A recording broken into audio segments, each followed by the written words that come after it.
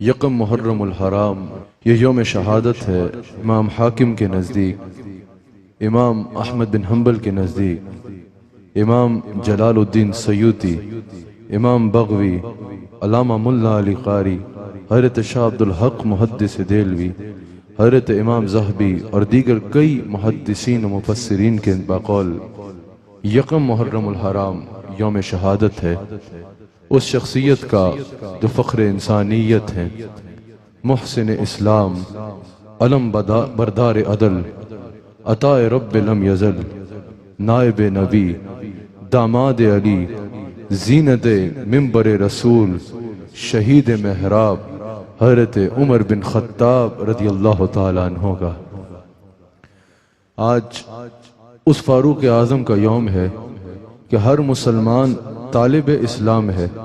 فاروق اعظم طالب اسلام بھی ہیں اور مطلوب اسلام بھی ہیں۔ ہر صحابی مرید رسول ہیں، فاروق اعظم وہ ہیں جو مرید رسول بھی ہیں اور مراد رسول بھی ہیں۔ کیا مقام ہے، کیا مرتبہ ہے سیدنا فاروق اعظم رضی اللہ تعالیٰ عنہ کا۔ حضرت سیدنا فاروق اعظم رضی اللہ تعالیٰ عنہ مسلمانوں کے دوسرے خلیفہ ہیں۔ تمام امتوں میں سب سے افضل انبیاء کے بعد، تمام پوری کائنات میں انبیاء کے بعد امتوں میں سب سے افضل ذات، افضل البشر بعد الانبیاء بالتحقیق سیدنا صدیق اکبر کی ذات ہے، اور اس کے بعد انبیاء کے بعد پوری امتوں میں سب سے افضل صدیق اکبر ہیں، اور اس کے بعد جو سب سے افضل ہیں ان کا نام حضرت عمر بن خطاب رضی اللہ تعالیٰ عنہ ہے۔ اہل سنت کا یہی عقیدہ ہے کہ الحمدللہ جو خلافت کی ترتیب ہے وہی افضلیت کی ترتیب ہے، تو تمام امتوں میں حضرت صدیق اکبر کے بعد جو سب سے افضل ہیں وہ سیدنا فاروق اعظم رضی اللہ تعالیٰ عنہ کی ذات ہے۔ آپ کی بے شمار خدمات دین ہیں، حضور علیہ السلام کی آپ کے ساتھ اور آپ کی حضور علیہ السلام کے ساتھ بے حد محبت ہے۔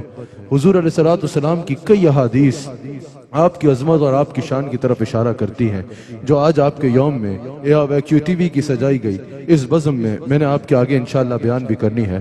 سب سے پہلے اگر آغاز ہی دیکھا جائے نا، آپ کا ایمان لانے کا واقعہ ہی بڑا ایمان افروز ہے۔ حضرت سیدنا فاروق اعظم رضی اللہ تعالیٰ عنہ فرماتے ہیں، امام قرطبی نے بھی اس کو نقل کیا، روح المعانی میں امام علوسی بھی نقل کرتے ہیں، امام فخر الدین رازی نے کبیر میں اس کو رقم کیا، اور امام جلال الدین سیوطی رحمہ اللہ نے بھی اس کو نقل کیا۔ فاروق اعظم کہتے ہیں کہ ایک رات کو میں حضور علیہ السلام کے تعاقب میں نکلا، حضور کی تلاش کی، پھر حضور علیہ السلام کا تعاقب کیا، حضور کے پیچھے گیا کہ حضور کہاں جاتے ہیں۔ میں نے دیکھا کہ رات کے وقت حضور علیہ السلام مطاف میں بیٹھے ہیں اور قرآن کی سورہ حاقہ کی تلاوت فرما رہے ہیں۔ فاروق اعظم نے کہا کہ میں بھی ذرا دیکھوں، میں بھی سنوں کہ یہ کیا پڑھتے ہیں، یہ جو کلام پڑھتے ہیں، یہ جو کلام ہے اس میں کیا ہے، کیا ارشاد فرماتے ہیں۔ فاروق اعظم کہتے ہیں میں چھپ کے حضور علیہ السلام سے تلاوت سننے لگا، اور ایک روایت کے مطابق فاروق اعظم کہتے ہیں میں کعبے کے غلاف کے پیچھے چھپ گیا اور میں حضور علیہ السلام سے سن رہا تھا، حضور سورہ حاقہ کی تلاوت فرما رہے تھے۔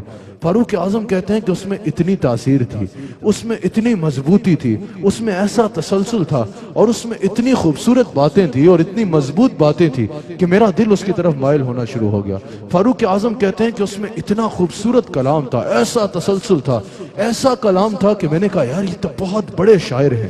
میں نے اہل عرب سے سن بھی رکھا تھا کہ یہ بہت بڑے شاعر ہیں، یہ جو کلام پڑھتے ہیں وہ شاعر ہیں، اور کسی بڑے شاعر کا کلام ہے، یہ بہت بڑے شاعر ہیں۔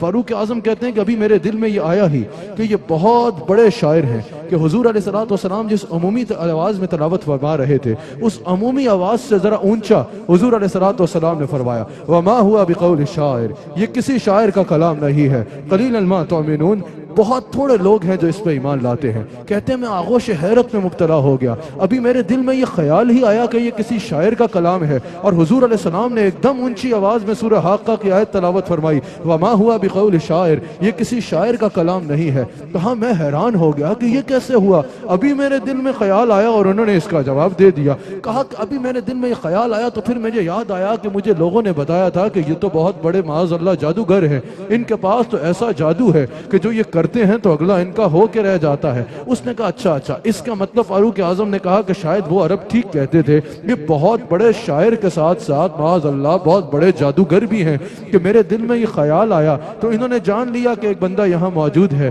جو مجھے سن رہا ہے اور اس کے دل میں یہ آیا ہے کہ یہ شاعر ہیں۔ وہ کہتے ہیں ابھی میرے دل میں یہ خیال ہی آیا کہ اس کا مطلب یہ ساتھ ساتھ بہت بڑے جادوگر بھی ہیں۔ فاروق اعظم کہتے ہیں حضور نے سورہ حاقہ کی اگلی آیت تلاوت فرما دی اور وہ بھی عمومی آواز سے اونچا فرمایا وَلَا بِقَوْلِ قَاهِنٍ قَلِيلًا مَا تَذَكَّرُونَ، اور یہ کسی جادوگر کا کلام بھی نہیں ہے، بہت تھوڑے ہیں جو اس کو سمجھ پاتے ہیں، بہت تھوڑے ہیں جو اس کو سمجھتے ہیں۔ کہا میں حیران ہو گیا کہ پہلے میرے دل میں آیا یہ شاعر کا کلام ہے، حضور نے فرمایا وَمَا بِقَوْلِ شاعر، یہ شاعر کا کلام نہیں ہے۔ پھر میرے دل میں آیا کہ یہ جادوگر ہے، حضور نے فرمایا وَلَا بِقَوْلِ قَاهِنٍ، یہ کسی جادوگر کا کلام بھی نہیں ہے۔ کہتے ہیں کہ پھر میرے دل میں آیا یہ ہے کیا؟ حضور نے فرمایا حضرت فاروق اعظم کہتے ہیں حضور نے اس کا جواب بھی اگلی آیت سے اونچا فرما دیا تنزیل من رب العالمین، یہ تو اللہ تعالیٰ کی طرف سے نازل کیا گیا ہے۔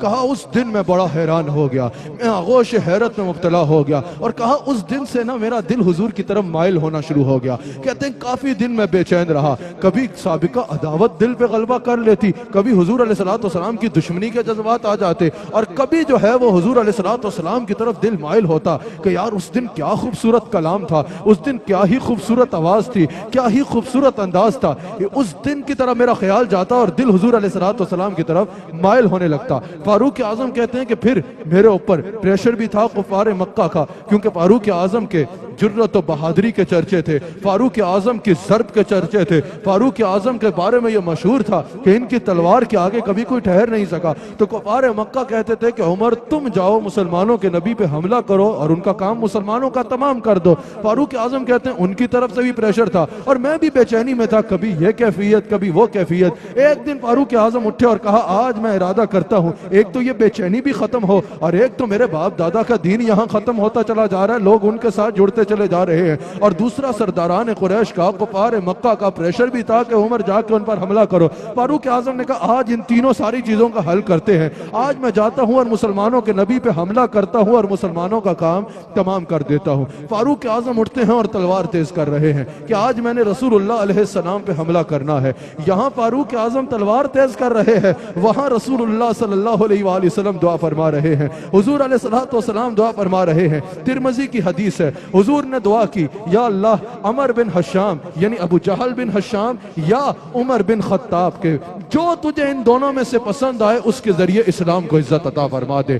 وہاں فاروق اعظم تلوار تیز کر رہے ہیں کہ آج میں نے رسول اللہ پر حملہ کرنا ہے، اور یہاں رسول اللہ صلی اللہ علیہ وسلم دعا فرما رہے ہیں یا اللہ عمر بن خطاب یا عمر بن حشام میں سے جو تجھے پسند آئے اس کے ذریعے اسلام کو عزت عطا کر دے۔ فاروق اعظم تلوار بے نیام لیے گھر سے نکلتے ہیں۔ کسی نے پوچھا عمر کہاں کے تیور ہیں، کہاں جا رہے ہو؟ تلوار ہاتھ میں ہے، تیز قدم ہے، کہاں جا رہے ہو؟ کہا آج بس میں نے سوچ لیا ہے میں مسلمانوں کے نبی پہ حملہ کروں گا اور ان مسلمانوں کا کام تمام کر دوں گا۔ کہ اس نے کہا کہ عمر مسلمانوں کے نبی کے پاس بعد میں جانا، پہلے اپنے گھر کی خبر لو، تمہارا بہنوئی بھی مسلمان ہو گیا ہے اور تمہاری بہن بھی مسلمان ہو گئی ہے۔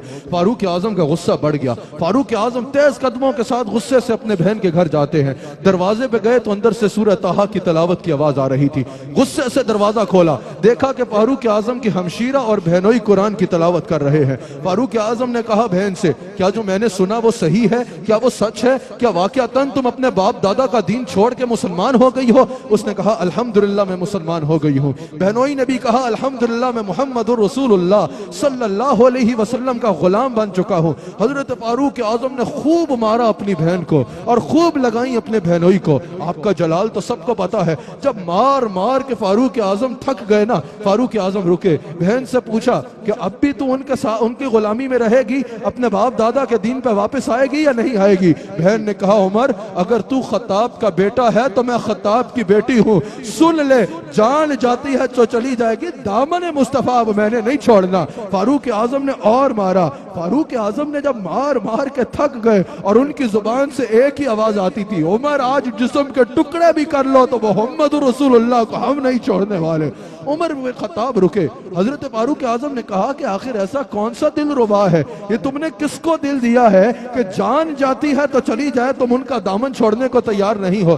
ذرا مجھے سناؤ تم کیا تلاوت کر رہے تھے. جب فاروق اعظم نے سورہ طٰہٰ کی آیات سنی، فاروق اعظم کے اوپر آنکھوں سے آنسو جاری ہو گئے، ان کے اوپر ایک کیفیت طاری ہو گئی. انہوں نے کہا بھئی یہ کلام کسی عام کا کلام نہیں ہے، پہلے حضور سے سنا ہوا تھا، پھر جب اپنی ہمشیرہ سے بھی سنا، انہوں نے کہا چلو مجھے بھی لے کے چلو. اللہ نے وہ دعا حضور کی ان کے حق میں قبول فرما لی. کہا مجھے بھی رسول اللہ کے پاس لے کے چلو، میں بھی ان کا غلام بننا چاہتا ہوں. اتنے میں ایک صحابی وہاں چھپے ہوئے تھے، وہاں صحابی ایک ہٹ گئے تھے. پہلے حضرت عمر کے بن خطاب کا جلال بڑا مشہور تھا، جو صحابی قرآن پڑھا رہے تھے وہ ذرا ہٹ گئے. وہ فوراً سامنے آئے. انہوں نے کہا عمر میں نے آج حضور علیہ السلام کو یہ دعا کرتے سنا ہے کہ عمر بن خطاب یا عمر بن حشام میں سے یا اللہ تجھے جو پسند ہو اس کے ذریعے اسلام کو عزت دے دے.